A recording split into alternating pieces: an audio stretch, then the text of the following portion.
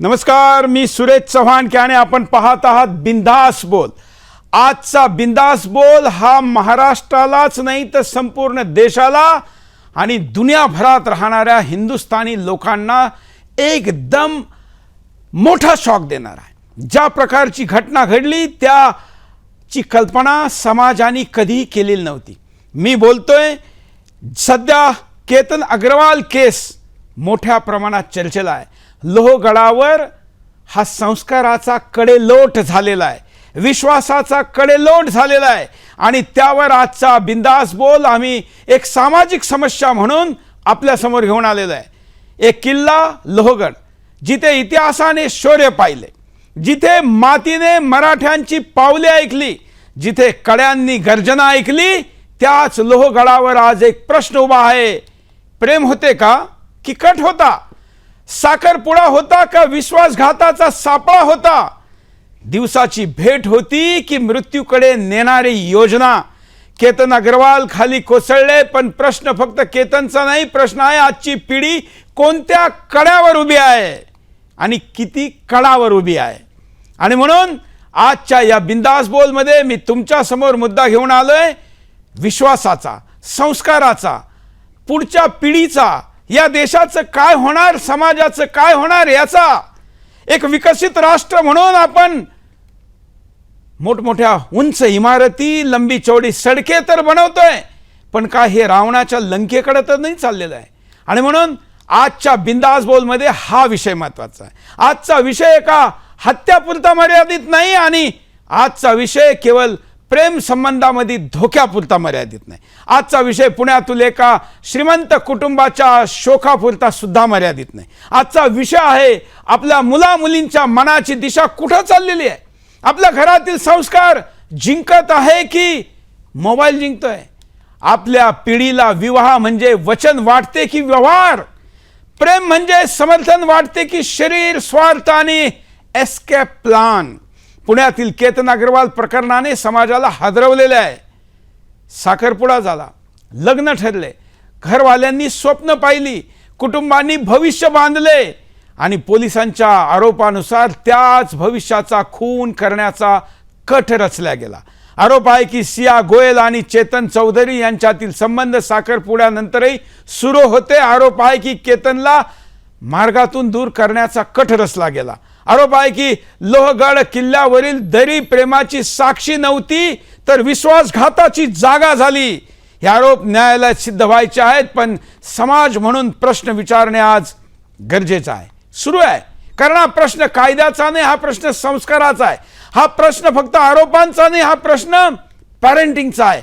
हा प्रश्न फक्त पुण्याचा नाही, हा संपूर्ण हिंदुस्थानाचा आहे, अर्बन यूथ कल्चरचा आहे। आज आपण 360 डिग्री विचार करणार आहोत।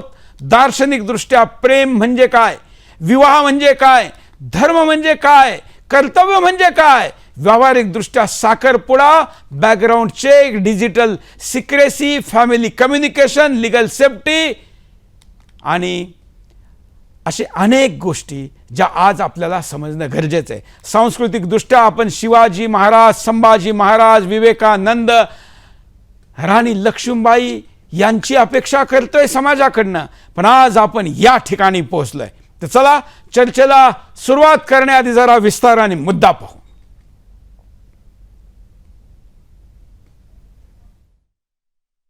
एक किल्ला लोहगड जिथे इतिहासाने शौर्य पाहिले, जिथे मातीने मराठ्यांची पावले ऐकली, जिथे कड्यांनी रणगर्जना ऐकली, त्याच लोहगडावर आज एक प्रश्न उभा आहे।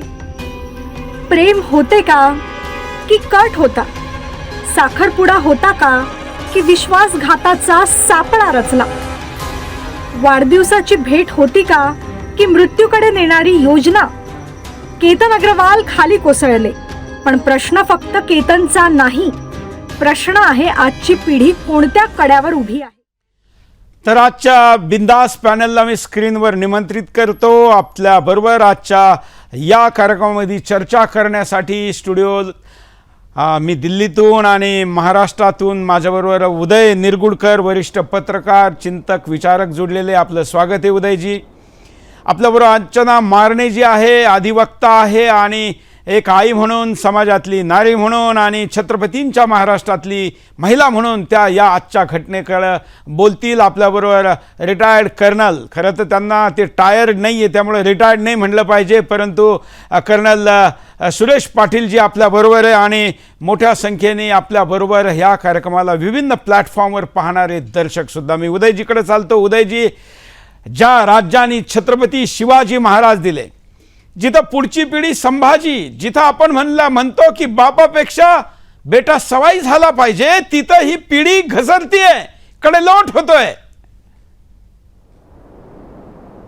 उदयजी, शिवाजी महाराज आणि संभाजी महाराज, शिवाजी महाराज, संभाजी महाराज, राणी लक्ष्मीबाई, झाशीची राणी, या सगळ्यांचे जे आदर्श आहेत ते आदर्श आम्ही पुढच्या पिढीपर्यंत सक्षमपणे खरंच पोहोचवले का, असं आज खेदानी प्रश्न विचारायची वेळ निर्माण झालेली आहे.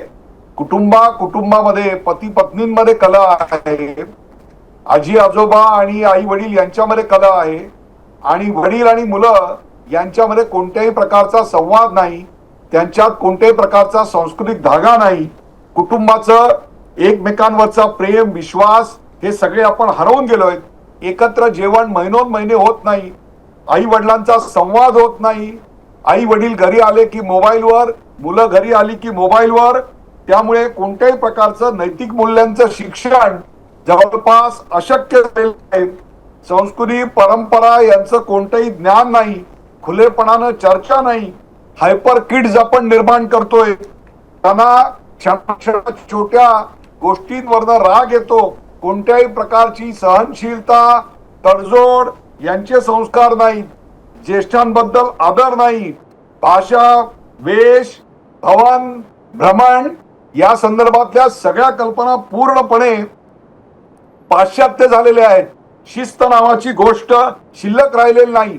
कुटुंबाप्रतीची जबाबदारीची भावना आहे ती नष्ट झालेली आहे.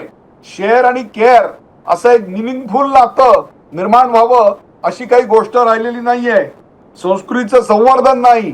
घरातले सणवार, उत्सव याच्यामध्ये मुलं सहभागी होत नाहीत.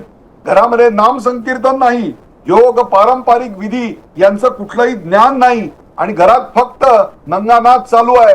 तो ग्लोबलायझेशनचा, पाश्चात्यांच्या अंधानुकरणाचा, वर्क कल्चरचा झटपट निकाल, झटपट आपल्याला मिळालं पाहिजे या संस्कृतीचा, झगमगामागे जाण्याचा, गतीचा, नशेचा आणि त्याहीपेक्षा सुद्धा स्वकेंद्रित भोगवादाचा, या सगळ्यामुळं उदयजी, तुम्ही जे वाचता, तुम्ही जे आता वर्णन व्यक्त केलं, हे कधी काळी पश्चिमी पिढीबद्दल केलं जायचं का वेस्ट मध्ये असं चालू आहे, पण ती वेस्ट आज आपल्याकडे वेस्ट करते.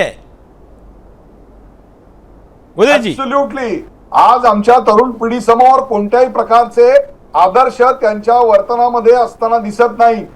हिंदू असे विचार मांडायला गेलं की त्यांना ते मागास वाटायला लागतात. आपले सण वार, परंपरा, रीती रिवाज, ज्येष्ठांबद्दलचा आदर हे नष्ट झाले. कुटुंबामध्ये संवाद कमी झालेला आहे. आई वडील यांनी एकत्र बसून शांतपणे एखाद्या गोष्टीवर बोलावं असं आपल्याला होताना दिसत नाही. कोणत्याही प्रकारचं शेअरिंग नाही, कोणत्याही प्रकारचं केअरिंग नाही. आपल्या मुलांच्या समस्या काय याविषयी आपल्या वडिलांना, आई वडिलांना कल्पना नाही, आणि आई वडील कोणत्या खस्ता काढून आपल्याला त्यांनी मोठं केलंय याविषयीची त्यांच्या मनामध्ये कृतज्ञता नाही.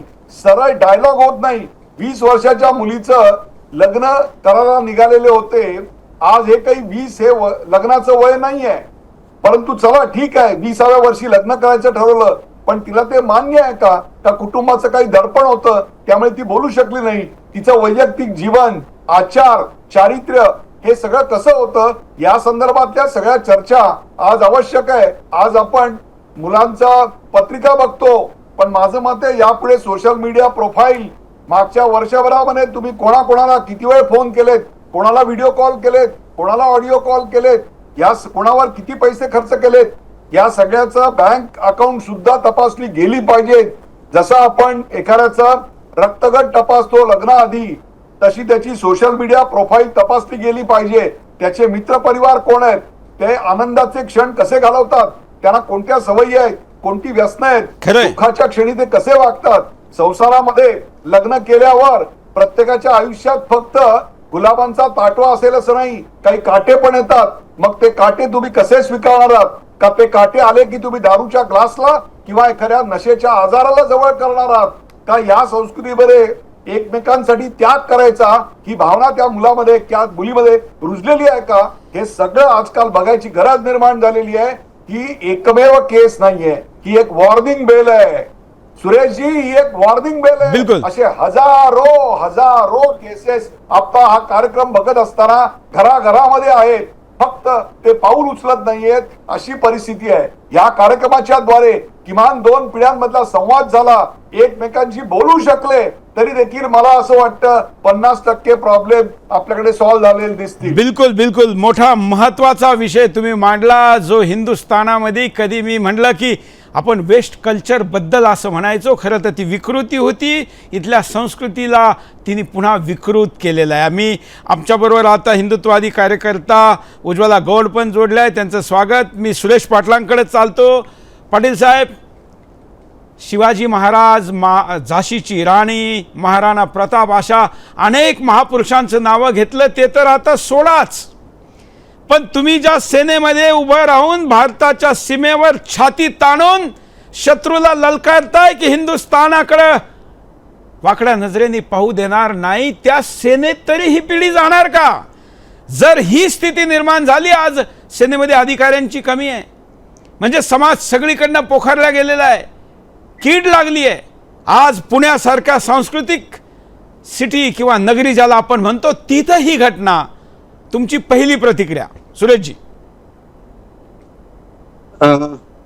उदयजींनी फार सुंदर विश्लेषण केलं. त्याचप्रमाणे बाकी जे दोन्ही मान्यवर आहेत, अर्चनाजी आणि उज्ज्वलाजी, यांना सुद्धा मी पुनश्च दोन्ही हात जोडून नमन करतो. आपल्याला सुद्धा सुरेशजी दोन्ही हात जोडून नमन करतो. त्याचं कारण हे आहे की आमची संस्कृतीच ही आहे. आता शिवबाला खऱ्या अर्थाने घडवलं जिजाऊ साहेबांनी, आणि त्यांनी काय शिकवलं त्याला सांगितलं संध्याकाळी पाय धुवायचे असतात, आई वडिलांच्या पाया पडायचे असतात, आणि त्यांना पूर्ण गीता कशी समजून सांगायची ती विश्लेषणाने रोज सांगितली जायची.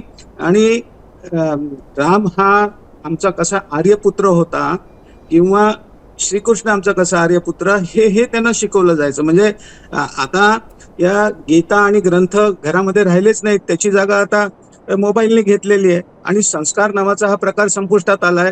आणि मी तर म्हणतो की हे सोशल मीडिया ठीक आहे, वेस्टमध्ये काय होतंय त्याचं त्यांना करून द्या. अरे आपण एकेकाळी जगद्गुरू होतो. 92 लाख स्क्वेअर किलोमीटर असलेला हा देश, अफगाणिस्तान पासून म्यानमार पर्यंत, आज तो 30 लाख पण नाही मातलेला.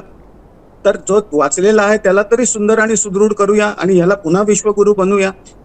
नाहीतरी मॅकॉले 1935 मध्ये राणीला पत्र लिहितोच ना की बोले ये देश इतना सुंदर है, हर घर दिवाली, हर दिन दिवाली, ये सोने की चिडिया है, यहाँ 7 लाख गुरुकुल है. अरे आमचे गुरुकुल गेले कुठं? कारण त्याचं कारण हे आहे, मी मुद्दामून इथं आवर्जून बोलतो, कारण आमचा पहिला एज्युकेशन मिनिस्टर कोण होता हे मी परवा दिवशी एका प्रिन्सिपलला विचारलं, त्याला माहितीच नाही. अरे पहिला एज्युकेशन मिनिस्टर 10 वर्ष होता आणि तो भारतातला नव्हता, तो बाहेरून आला होता. तो कुठल्या शाळेत कॉलेजात कुठंच नाही गेला, तो मदरशातच गेला होता. आणि ते मक्का मदीनेचे होते आणि सलग 36 वर्ष असेच मदरसा छाप शिक्षक होते.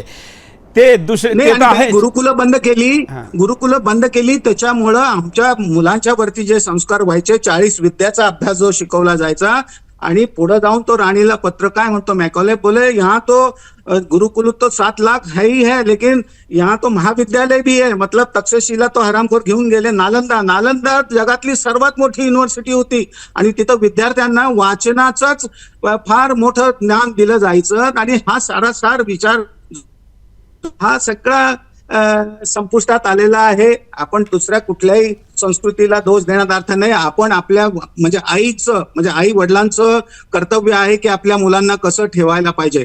आज माझी सुद्धा 2 मोठी मुलं आहेत, त्यांची पण म्हणजे माझी नातवंड सुद्धा आहेत 2. संध्याकाळी त्यांनी पाय धुवून आई वडिलांच्या आजोबाच्या पाया पडल्याशिवाय पुढं तिथं जाऊन देवाचा सो कॉल्ड दिवा लावून हात जोडणं आणि आई वडिलांच्या पाया पडणं आणि रात्री झोपण्यापूर्वी पाय धुणं, हे बेसिक संस्कार शिकवले जायला पाहिजेत. पण आता काय मोबाईलवर सगळं चाललंय, व्हॉट्सअपवर ते चाललंय. आतिके खंडाला हे शिकवलं जाते आणि ते खंडाला जाऊन तिथे लोहगडाकडे गेले. अरे शिवाजी महाराजांचं नाव घेऊन आम्ही या फौजमध्ये जॉईन झालो. मला आता दुःख होतं की 71च्या युद्धामध्ये मी जेव्हा यंग कॅप्टन होतो त्यावेळेला माझं अर्धा लिटर रक्त ह्या देशासाठी सांडलंय आणि ते दुःख होतं की असल्या ह्या भंकस पिढीसाठी आपण आपलं आयुष्य आपलं रक्त सांडलं का असा विचार होतो आणि म्हणून दुःख होतं. आणि आपण महाराष्ट्रासाठी आणि देशासाठी पुनश्च सर्व मिळून पुनश्च चांगलं नवीन पिढी अशा घडवूया, ठीक अशी आहे, माझी पण विनंती. मेजर ऑपरेशन केल्याशिवाय हे आजार ठीक होणार नाही. उदयजी, एखाद्या मुलीला काय पाहिजे? पैसा असणारं घर पाहिजे, सुंदर मुलगा पाहिजे, परिवार नावलौकिकाचा पाहिजे. 17 कोटी रुपये लग्नाला ते लावणार होते. एवढा मोठी संपत्तीची ती मालकीण होणार होती आणि एक छपरीसाठी तिने हत्या केल्याचं प्रायमरी तरी आता समोर दिसतंय. म्हणजे काय पाहिजे नेमकं?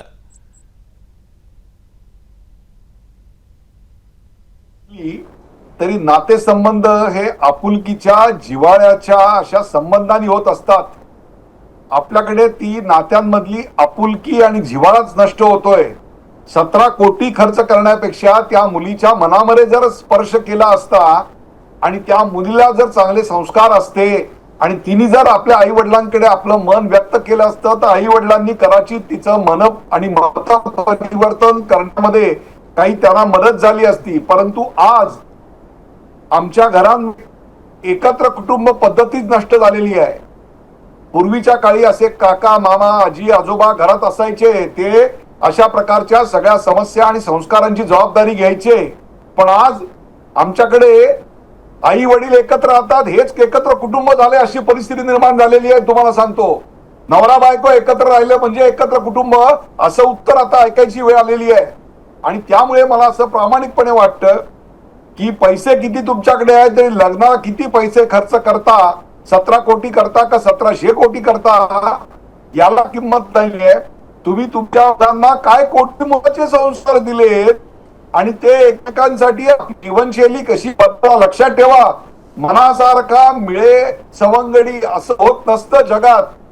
100% मॅचिंग तुम्हाला मिळणं कठीण आहे, पण मनासारखा मिळे सवंगडी खेळाया मग अवीट गोडी असं गाणं होतं प्रभातच्या पिक्चर मध्ये. ते थोडं बदलून आता मनासारखा करू सवंगडी खेळाया मग अवीट गोडी.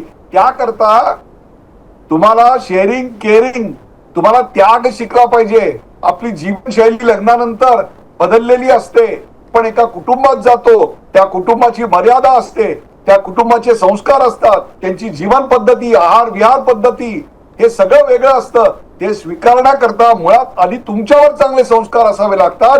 ज्याच्यावर चांगले संस्कार असतात तो दुसऱ्याचे चांगले संस्कार आपलेसे करून घेऊन त्यांच्यामधल्या विकृती अलगदपणे दूर करू शकतो.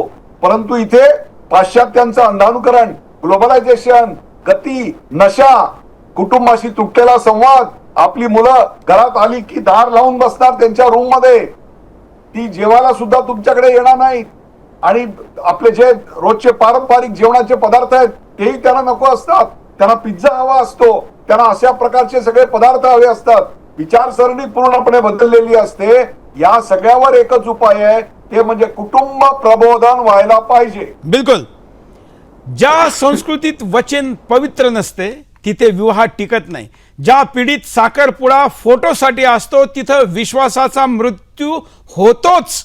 त्यामुळं आपल्याला नेमकं पाहिजे काय आणि करायचं काय हे आपल्याला समजणं गरजेचं आहे. अर्चनाजीकडे चालू की अर्चनाजी, तुम्हीही पुण्यातूनच आहात. ज्या प्रकारची घटना पुण्यात घडलेली आहे, आपण महाराष्ट्राला नाही देशाला म्हणतो की पुणे हे संस्कृतीचं शहर आहे, तिथे ही अवस्था आहे. तो विचार करा की दिल्ली आणि बाकीच्या ठिकाणी काय असेल.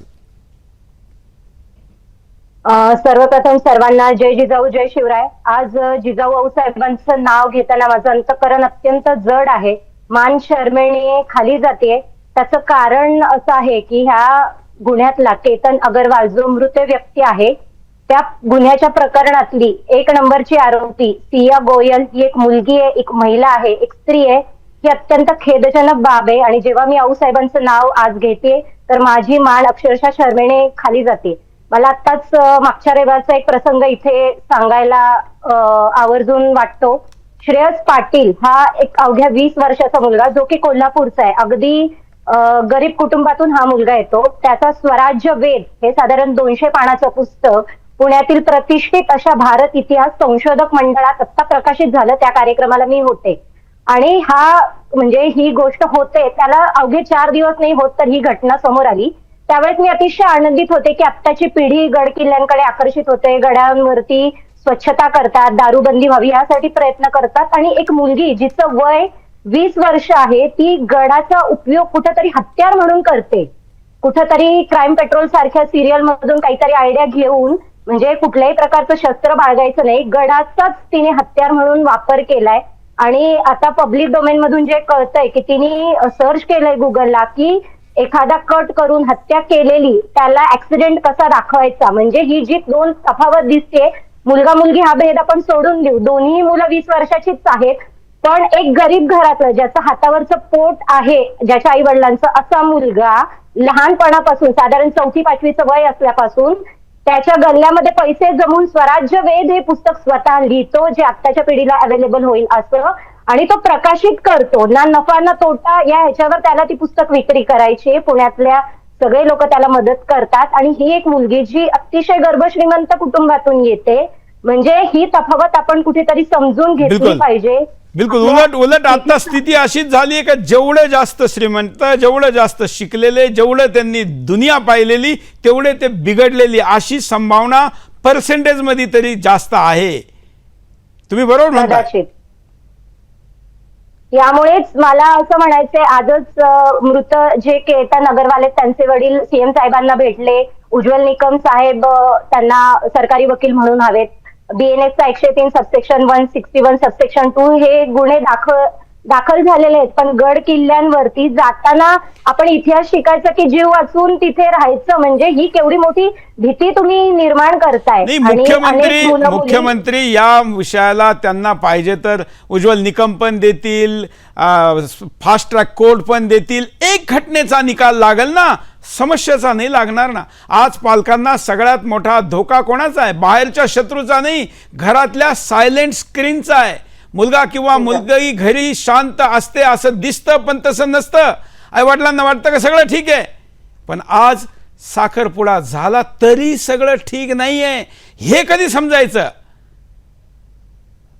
कायद्याचं ज्ञान मला असं वाटतं कुठेतरी शाळेच्या लेवल पासून, भले तुम्ही ते परीक्षेसाठी ठेवू नका पण त्याचा अवेअरनेस. आणि मी यापुढे जाऊन नाही म्हणेल की तुम्ही स्कूलमध्ये जे 7वी-8वीची मुलं आहेत त्यांना एकदा तुरुंगाची तुम्ही एक सहल करून आणा की गुन्हा केलेला, आत्ताच्या जमान्यात गुन्हा करणं जितकं सोपं आहे तसं तो लपणं सोपं नाहीये. तुम्हाला शिक्षा होऊ शकते. त्यामुळे कायदे कडक पाहिजेत. आणि फक्त भीतीने भागणार नाही, मला वाटतं फक्त भीतीने भागणार नाही, आपल्याला मुळाकडे जावं लागेल, संस्काराकडे जावं लागेल. मी पुन्हा तुमच्याकडे येतो, उज्ज्वलाजीकडे चालतो. उज्ज्वलाजी, एकीकडे जिहाद्यांच्या विरुद्ध आपण लढतोय, आपल्या लव जिहादसह तमाम प्रकारच्या षड्यंत्रांमध्ये पिढी फसलेली आहे, त्यातून वाचवणं एकीकडं, आणि एकीकडं हा स्वार्थाचा अतिरेक. मी तर नेहमी म्हणतो की हे कल्चरल टेररिझम आहे. ते टेररिझम मी म्हणायचो तर मला लोक म्हणायचे तुम्ही अतिवादी आहात.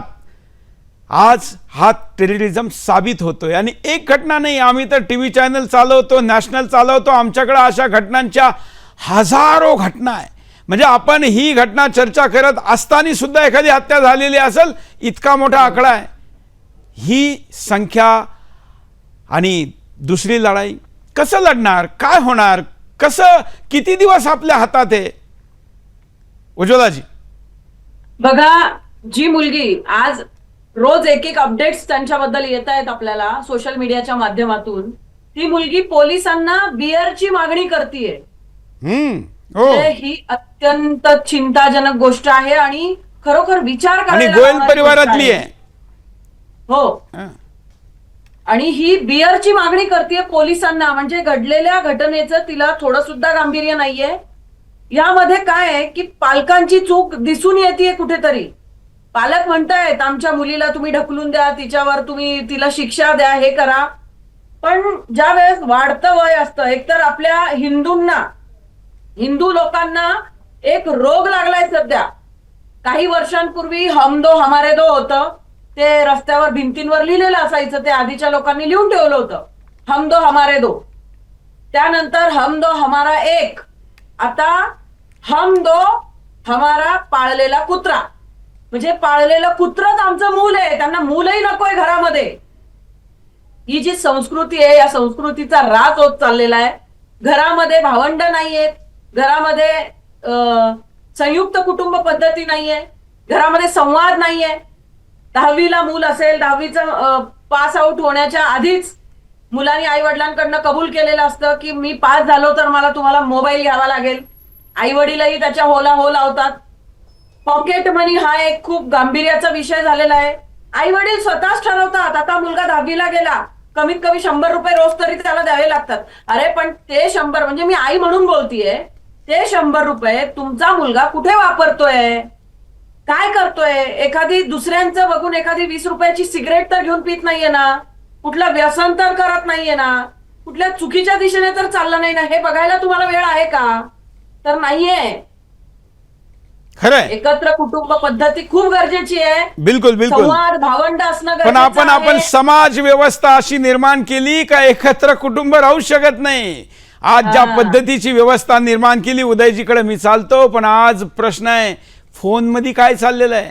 Secret chat, deleted message, private folder, fake names, multiple accounts, hidden call, location manipulation, सीसीटीव्हीवर दिसणारं सगळं सत्य, पण मोबाईल मधलं हे असत्य आई बापाला समजत नाही. इवन मुलाच्या किंवा मुलीच्या स्क्रीनचा लॉक कोड तरी आई बापाला माहित आहे का?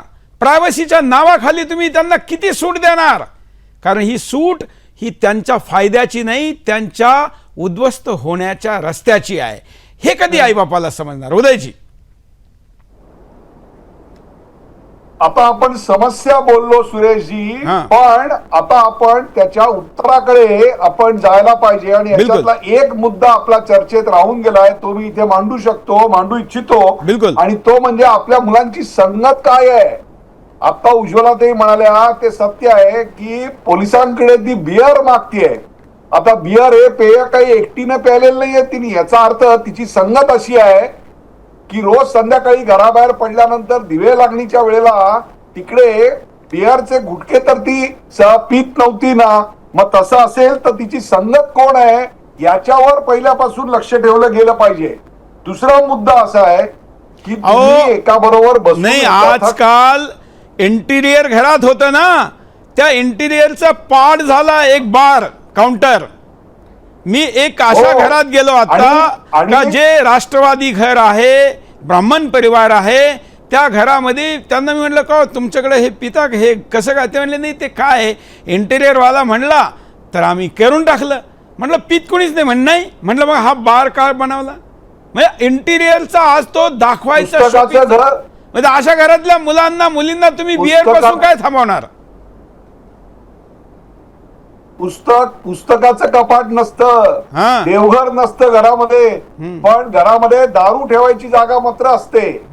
दुसरा एक मला मुद्दा सुरेशजी इथे मांडायचा आहे की मुलांच्या मनामध्ये कायद्याची भीती पहिल्यापासून आपण घातली पाहिजे.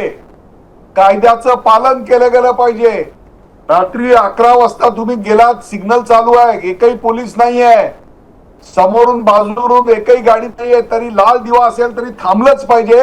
हा जेव्हा संस्कार वडील मुलासमोर पाळतात तेव्हा तो नियम बनतो, तेव्हा त्याच्या मनावर तो संस्कार होतो. आज एक 20 वर्षाची मुलगी आपल्या छछोर प्रियकराला हाताशी धरून खून करते, तिला कायद्याची भीती नाही वाटत की आपण पकडले जाऊ शकतो? Are you smarter than the law? हा दुसरा मुद्दा आहे. आणि तिसरा आणि अत्यंत महत्वाचा मुद्दा तुम्हाला सांगतो, आम्ही आमच्या घरामध्ये फक्त भोगवादी संस्कृती आणतोय.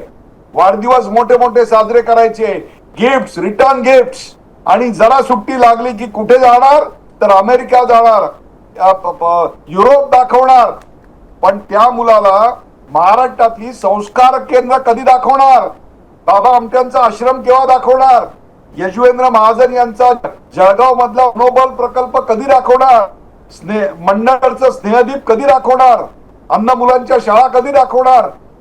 या सगळ्या करता त्या लोकांनी ज्या खस्ता महाराष्ट्रामध्ये अशा 400-450 संस्था आहेत का? मी एखाद्या शनिवार रविवारी पुण्याच्या बाजूलाच अनेक संस्था आहेत, पुण्याजवळ अहिल्यानगर नावाचं गाव आहे साहेब, आपण तिकडून आलेलो आहात. त्या अहिल्यानगर मध्ये राजेंद्र आणि सुचिता धामणे आहेत, ज्या मेंटल महिला आहेत. अशा 400 महिलांना ते सांभाळत आहेत. आज सोपी गोष्ट नाहीये. 400 महिलांना काहीतरी उत्पादन करायला लावणं, त्यांना आधार देणं, असा आश्रम त्यांनी उभा केलेला आहे. तो आश्रम जर तुम्ही दाखवला असतात तर लहानपणापासून त्या मुलीवर तसे संस्कार झाले असते की मला मोठं बनून मला आमट्यांसारखं काम करायचंय, यजवेंद्र महाजन सारखं करायचंय, मला माई हळदांसारखं काम करायचंय. आज आज त्याला आम्ही फक्त भोगवादी कल्चर दाखवतो. परवा सोलापूरला एका शाळेत गेलो होतो, तुम्हाला आश्चर्य वाटेल. सकाळी 7ची शाळा, बाई म्हणल्या मुख्याध्यापिका, उदयजी आम्ही आता 8 वाजता शाळा सुरू करतो. का? 7 वाजता मुलं जी केजीची म्हणजे मॉन्टेसरीची मुलं असतात ती नीट येत नाहीत, त्यांच्या डोळ्याची चिपडं काढलेली नसतात, टॉयलेटला गेलेले नसतात, फक्त नाईट ड्रेस बदलून त्यावर कसं बसं ब्रश करून त्यांना युनिफॉर्म घालून पाठवतात. का? रात्री उशीर होतो झोपायला. आई वडिलांबरोबर वेब सिरीज बघतात, ज्या वेब सिरीज मध्ये दर 30 सेकंदाला एक आई बहिणीवरनं शिवी आहे, दर 2 मिनिटाला एक खून आहे आणि दर 4 मिनिटाला एका महिलेवरचा बलात्कार आहे. हे दाखवतोय आम्ही मुलांना. याच्यापेक्षा विष देऊन मारत का नाही? अशीच वाढलेली पिढी पुढे ही असली कृत्य करत असते. बिलकुल खरं म्हणजे आपल्याकडं विचार, याचा प्रभाव आणि संस्कार म्हणून त्याचं महत्त्व किती हे आपण विसरून गेलो. ग्लोबल सिटीजन बनण्याच्या नादात आपण विसरलो का आमची प्रेमाची व्याख्या काय, भारतीय विचार काय म्हणतो, आमच्याकडं कुटुंब व्यवस्थेला काय महत्त्व आहे. आपल्या संस्कृतीत प्रेम म्हणजे राधाकृष्णाची आध्यात्मिक उंची आहे, सीतारामाचा धर्म आहे, सावित्री सत्यनारायण सत्य वचन आहे, जिजाऊचं मातृत्व आहे आणि राणी लक्ष्मीबाईचं कर्तृत्व आहे. प्रेम म्हणजे हत्या नाही, प्रेम म्हणजे कट नाही, प्रेम म्हणजे मृत्यूकडे ढकलणे नाही. पण आज हे सगळं वेब सिरीजच्या माध्यमातून जसं उदयजी म्हणले ते पचनी पाडल्या जात आहे. इवन व्हिडिओ गेम सुद्धा असे आले ज्याच्यामध्ये मृत्यू किंवा हत्या करणं, तुम्ही मन बनवली लोकांची, त्यातली भीती संपवली. असे व्हिडिओ गेम आत्ता प्रत्यक्ष माणसं ज्याच्याशी लग्न होणार आहे, साखरपुडा झाला त्याला धक्का देत आहे. म्हणजे हा धक्का या संस्कृतीला आहे. असा हिंदुस्तान, मी सुरुवातीलाच म्हणलो आपल्याला रावणाची लंका बनवायची नाही, सगळा सोन्याचं हिंदुस्तान होईल. आणि घरातली मुलं जर OTTवर फक्त क्राईम पॉर्न आणि या पद्धतीने सगळं पाहून मोठं होणार असतील तर तो हिंदुस्तान आम्हाला नाही पाहिजे. म्हणून आत्तापर्यंत जी सरकार, इन्क्लुडिंग आत्ताचं सरकार, जबाबदार आहे या पिढ्या खराब करायला. का पॉर्नवर ब्रेक लागू शकत नाही? का पॉर्न हिंदुस्थानात का पाहिजे? मोदी सरकार आलं त्यावेळी सर्वोच्च न्यायालयामध्ये याचिका दाखल झाली होती. सर्वोच्च न्यायालयाने नोटीस काढली सरकारला की पॉर्न बंद करण्यावर तुमची काय भूमिका आहे. सरकारने भूमिका घेतली नाही. सरकारने म्हणले की तुम्ही विवेकबुद्धीने निर्णय घ्या. अरे मोदी सरकार तर हिंदूंनी निवडून दिलेलं होतं, कोर्ट कोण आहे भूमिका घेणारी? कोर्टाने सूट दिली आणि आज पॉर्न हिंदुस्तान हा पोर्निस्तान बनत चाललेला आहे. जगातलं सगळ्यात जास्त पॉर्न इथं पाहिलं जात आहे. डिजिटल कंपन्यांना त्यांचा डाटा विकायचा आहे, पण आमची पिढी खराब होते. म्हणून वर्तमान सरकार असेल, राज्यातले विभिन्न पार्ट्यांचे सरकार असतील किंवा गेलेलं सरकार असेल, हे सुद्धा जबाबदार आहे. या पापाला अजून वाढू द्यायचं नसेल तर या सरकारांना आत्ता ताबडतोब निर्णय केला पाहिजे. या OTTवर का नियंत्रण येऊ शकत नाही? आणि आता हिंदुस्थानातले OTT तर सोडा, जगातले OTTचं इन्स्टॉलेशन भारतात जास्त आहे आपल्या इथल्यापेक्षा.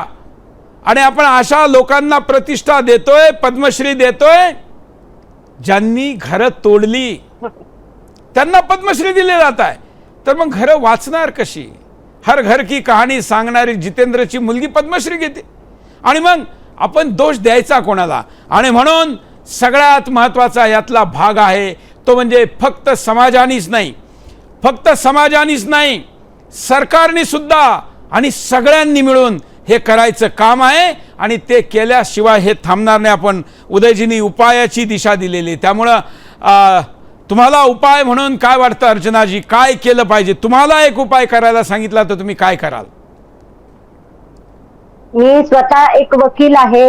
कुठेही ही जबाबदारी मी इतरांवर ढकलण्याआधी स्वतःवरती घेईन. जितका मला काही अवेअरनेस कायद्याच्या बाबतीत करणं शक्य आहे ते मी करेल. आणि मला असं वाटतं महाराष्ट्रातले जे रिटायर्ड वकील आहेत, सिनियर ऍडव्होकेट आहेत, त्यांना मी या माध्यमातून एक आवाहन करेल की तुम्ही कुठेतरी चांगलं काम समाजासाठी आधी केलेलं आहे आणि इथून पुढेही तुम्ही तुमचं जे नॉलेज आहे ते लोकांपर्यंत पोहोचवा. आपली जी मंदिरं आहेत तिथे त्याला आपण कुठेतरी ज्ञान मंदिरं करू, ज्या ज्या ठिकाणी आपल्याला हे विषय मांडता येतील, संविधान पोहोचवता येईल. फक्त संविधान बदलणार, संविधानावर हल्ला होतोय हे म्हणून चालणार नाही. जे संविधान आहे त्याचं नॉलेज जनतेपर्यंत पोहोचवणं आणि जर गुन्हा केला तर त्याच्यानंतर त्याचे कॉन्सिक्वेन्सेस काय आहेत आणि कायदा तुम्हाला माहिती असणं किती आवश्यक आहे, या माध्यमातून मी तमाम वकिलांना हे आवाहन करेन. आणि शाळेतही अशा प्रकारचं ज्ञान द्यायला खरं काही हरकत नाहीये. म्हणजे हे ज्ञान मंदिर आहे, सिलेबस हा एक वेगळा विषय झाला, पण कुठल्याही मुख्याध्यापकांनी ही जर भूमिका घेतली की माझ्या शाळेत हे 5,000 10,000 विद्यार्थी आहेत आणि शाळा म्हणून मी हा एक उपक्रम चालवेल की मी संविधानाची माहिती माझ्या विद्यार्थ्यांना देईल, तर मला असं वाटतं की खूप मोठी क्रांती या माध्यमातून घडू शकते. कुठेही आपण कितपत म्हणजे सरकारवरती सगळी जबाबदारी टाकणार आणि दिसतंय आपल्याला की समोरून काहीच रिस्पॉन्स येत नाही. शेवटी ही पिढी आज पूर्ण बर्बादीच्या दिशेने चालली. उद्या आपण महासत्ता झालं तरी उपयोग काय जर सडकी पिढी अशी होणार असेल, ड्रग्सच्या बाबतीत असेल किंवा जर अशी गुन्हेगारी वृत्तीची जर मुलं घडणारी असेल. आता काल परवा सोशल मीडियावर एक व्हिडिओ बघितला, 3.5 वर्षाच्या एका बाळाने त्याच वयाच्या बाळाला साधारण 21 चावे घेतले. हे सीसीटीव्ही फुटेज आहे. म्हणजे इतकं ते खालीपर्यंत पोहोचलंय. म्हणजे कुठेतरी मातेच्या गर्भातूनच संस्कार करण्याची परत एकदा आपल्याला सुरुवात करावी लागेल. पहिल्या जिजाऊ घडल्या पाहिजे तरच मला असं वाटतं शिवछत्रपती घडतील, जन्माला येतील अशी अपेक्षा ठेवणं थोडं रास्त राहील. हा त्या मुलीच्या वडिलांचा एक व्हिडिओ मी दाखवू इच्छितो. आत्ता ते असं म्हणताय, परंतु या स्थितीला जाण्याच्या आधी जर त्यांनी असं म्हटलं असतं पालकांनी तर ही स्थिती नसती निर्माण झाली. आईचा व्हिडिओ दाखवा, काय काय म्हणते. उनके मुझे इतना शौक लगा कि ये कैसे हो गया और क्या मेरा दिमाग में ऐसे हुआ कि क्या हो गया करके. जितना दुख उन्हें है केतन जी का, आज उससे ज्यादा दुख मुझे है कि एक नहीं 2 परिवार डिस्टर्ब हो गए हैं. दोनों परिवारों में केतन जी भी इतने अच्छे थे. अगर किसी का इसमें दोष हो तो उसे सख्त से सख्त सजा होनी चाहिए, चाहे उसमें मेरी बेटी भी हो. अगर मेरी बेटी का दोष निकले तो जहां से केतन जी को गिराया गया या जो गिरे हैं वहां से ही उस दोषी को गिराया जाए. आत्ता असं म्हणलंय, पण नंतर सजाच्या आधी संस्कार, म्हणून सजा नंतर आहे, संस्कार आधी आहे. त्या संस्काराचं काय उपाय म्हणून तुम्ही काय सांगाल उज्ज्वलाजी? मुलांना आपल्या संस्कार घडवत असताना आपल्या मुलांना आपल्या धर्माचं ज्ञान दिलं पाहिजे. मुलींबरोबर कसं वागायचं, मुलींनी कसं वागायचं याबद्दलचं सगळं ज्ञान दिलं पाहिजे. त्याचप्रमाणे सर्वप्रथम मुलांकडे असणारा जो मोबाईल आहे तो इतका घातक आहे की तोच त्यांच्या सर्वनाशाचं कारण आहे. हा मोबाईल वारंवार चेक झाला पाहिजे. बिलकुल. आणि आई वडील सर्रास म्हणतात की आमच्या मुलांचा पासवर्ड आम्हाला माहित नाही. असं कसं होईल, तुम्ही मोबाईल घेऊन असं म्हणून ते स्वतःला ते किती मॉडर्न आणि किती उदार आहे असं दाखवायचा प्रयत्न करतात आणि मग त्याच घरात जास्त अपघात होतात. उदयजी, आता पुणे शहरामध्ये बाहेरून शिकायला आलेल्या विद्यार्थ्यांची संख्या जास्त आहे. FC रोडवर अनेक मुली अत्यंत शॉर्ट कपडे घालून, अक्षरशः लाज वाटते तिथून जायला. शनिवार रविवार, आता उद्या आणि परवा तिथे जर बघितलं तर इतका हायदोस घालत असतात. ह्या मुलींना बघून पुण्यातली देखील कुठेतरी संस्कृती. उज्ज्वलाजी, मी पुण्यामध्ये 2001 ते 5 राहिलो. त्या काळामध्ये हे सुरू झालेलं होतं तुम्ही जे म्हणतात. मी त्यावेळी पुण्यावाल्यांना म्हणायचो अरे याचा विरोध करा. ते म्हणायचे ते काय उत्तरेकडनं आलेली मुलं आहे आणि आपला पुण्याच्या शहराचा व्यवसाय आहे शिक्षण, त्यामुळे आता आपण काय करणार. मी म्हणलं मग काय करणार, तर तुमची पिढी अशी होणार. आणि आता आपण पुण्याची स्टोरी करतोय. म्हणजे याच्या विरोधात FC रोडवर अनेक वेळा मी आंदोलनं केली की तिथली ती दुकानं हटवा, ज्या दुकानांवर 100 रुपयाला टॉप घेण्यासाठी बाहेरून शिकायला आलेल्या मुली गर्दी करतात आणि आई वडिलांना वाटतं आपल्या मुली शिकतायत. त्या मुली रात्री नाईट आउटला असतात, त्या मुली रात्री व्यसनं करतात. कोरेगाव पार्क मध्ये जर तुम्ही बघितलं तर अक्षरशः वेश्या बाजार चाललेला असतो. हे बघून खरोखर मनाला इतकं वाईट वाटतंय की आपली आत्ताची पिढी ज्या हिंदू घरांमध्ये मुलांना अगदी फ्री हँड दिलेला आहे. तिथे 80% मुलं मुली हे वायाला गेलेले आहेत, हे स्पष्ट बघायला बिलकुल मिळतं. बिलकुल. त्यामुळं खूप मोठं चॅलेंज आहे. उदयजी, माझ्या मुलाचं लग्न करायचं आहे आणि गेल्या 2 वर्षापासून आम्ही त्याचा बायोडाटा बनवून लोकांना भेटतो आहे. त्यामध्ये मी मुलीची अपेक्षा लिहिलेली आहे. त्या अपेक्षेत मी असं म्हटलं आहे की आम्हाला भविष्याचा शिवाजी महाराज देणारी जिजाबाई पाहिजे. असं लिहिल्यानंतर बायोडाटा ज्यांना आम्ही पाठवला त्यातल्या 95% लोकांनी आम्हाला म्हणलं की ही लाईन अडचणीची आहे, मुलगी भेटणार नाही. म्हणलं मग तशी भेटणार नसेल तर मग ती बाकीची भेटून कसं चालेल. आम्ही 2 वर्षात अशी अनेक स्थळं पाहिली जी बाकी संपन्नतेच्या व्याख्याने तर भरपूर होती, परंतु या मुद्द्यावर बसत नव्हती. आम्ही स्थळाला पुढं गेलो नाही. काही ठिकाणी दबावही टाकण्याचा प्रयत्न केला. तर म्हणलं नाही, आम्हाला हे पाहिजे. तुम्हाला विशेष सांगतो, एक मोठ्या घरातली, मोठं म्हणजे आजच्या तथाकथित भाषेत मोठं, त्या घरातलं सगळं करीब करीब फायनल होत आलं. पण मुलींनी ज्यावेळी बायोडाटा पाहिला आणि त्यात मुलीची अपेक्षा म्हणजे आमची मुलीबद्दलची अपेक्षा जिजा माता असं लिहिलेलं वाचलं आणि तिने नकार दिला. तो नकार ऐकून मला खूप आनंद झाला. म्हणलं की आपल्या मुलाचं भविष्य वाचलं का तिने आज लग्नाआधी हे सगळं सांगितलं. आणि त्यानंतर मीडिएटरला तिने सांगितलं की एकच जन्म मिळतो, ऐश करायची आहे. तिची कंडिशन होती का शनिवार रविवार मला दिला पाहिजे, आठवड्यात 2दा जेवायला बाहेर गेलं पाहिजे, महिन्यात एकदा फिरायला गेलं पाहिजे आणि वर्षात 2दा विदेशवारी केली पाहिजे. हे माझं लक्ष आहे. एक चॅनलचा मालक जर तिथं बंधन असेल तर तो मला नको, खुल्या तोंडानी मुलींनी सांगितलं. काय म्हणाल, कसं व्हायचं उदयजी?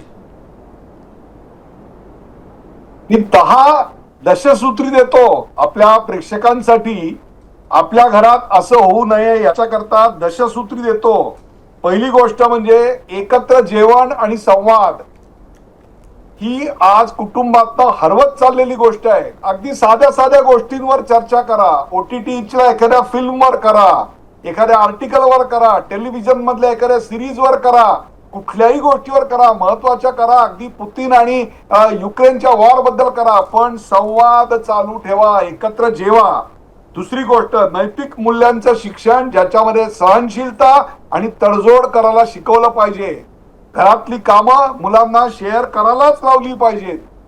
आज सगळी कामं आम्हाला अफोर्ड होत आहे म्हणून आम्ही 4 कामगार ठेवलेले आहेत. मुलं जेवतात तेव्हा जेवणाचं ताट सुद्धा उचलत नाहीत. अंथरून पांघरून त्यांना घडी घालता येत नाही. त्यांच्यासाठी गिझर सुद्धा त्यांचे आया लावत असतात. 24 वर्षाचा मुलगा गिझर लावता येत नाही. अशा नालायक लोकांची पिढी आपण निर्माण करतोय. चौथी गोष्ट म्हणजे संस्कृती आणि परंपरा यांचं ज्ञान द्या.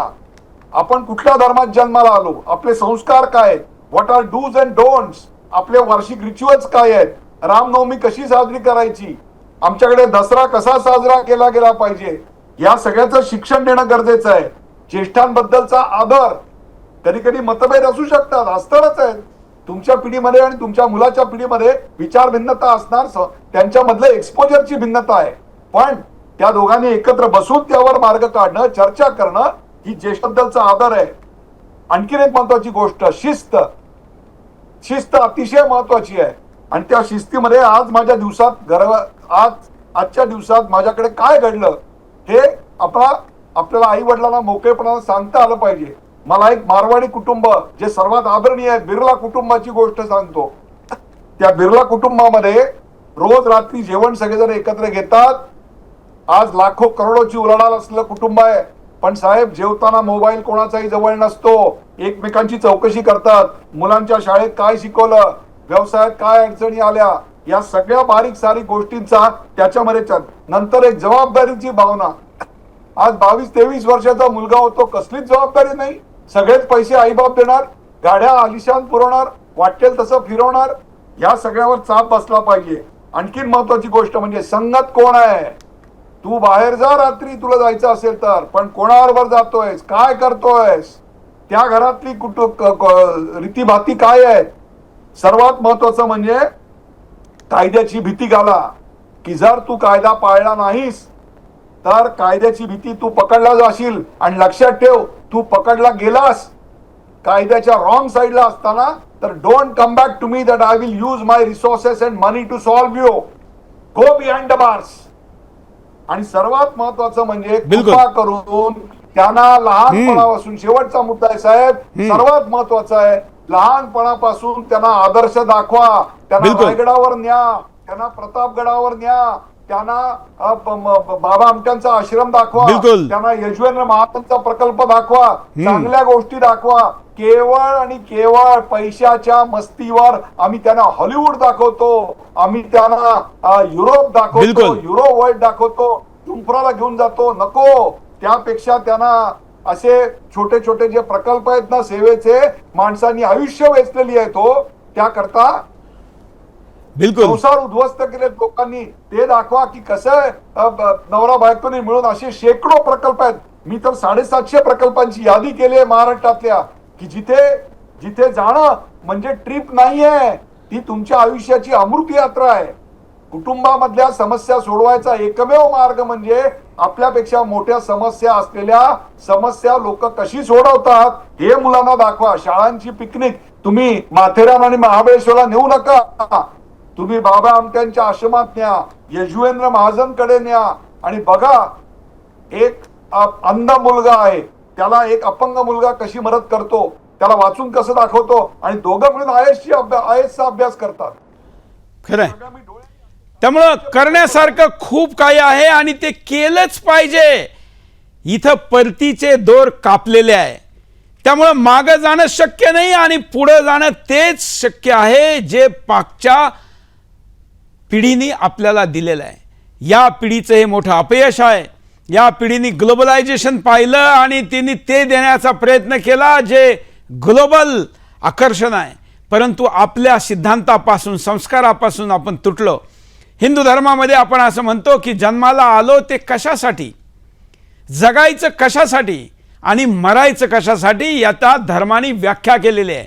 परंतु आज जगायचं कशासाठी, उपभोग घेण्यासाठी. तुमच्या जीवनाचा उपयोग काय याचा विचार न करता, पण ज्यावेळी आम्ही धर्माची बाजू अशी मांडतो किंवा धर्माचे सिद्धांत सांगतो, त्याला पोंगापंडिती म्हणून नाकारलं जातं आणि मॉडर्नायझेशनच्या विरुद्ध याला मांडलं जातं. आणि म्हणून आज पुन्हा चलो जडो की ओर, मुळाकडे जाण्याची गरज आहे. आपण रूटलेस झालेलो आहोत, त्या रूटलेस झालो हे केला गेलेला आहे. हा प्रोग्राम आहे आंतरराष्ट्रीय शक्तींचा, रूटलेस करणं. अनेक संस्कृतींना त्यांनी केलं आणि दुर्भाग्याने आपण तलवारी पुढे झुकलो नाही, तोफे पुढे घाबरलो नाही, पण या पुढे आपण हारलो. हे स्थिती आता निर्माण आलेली आहे.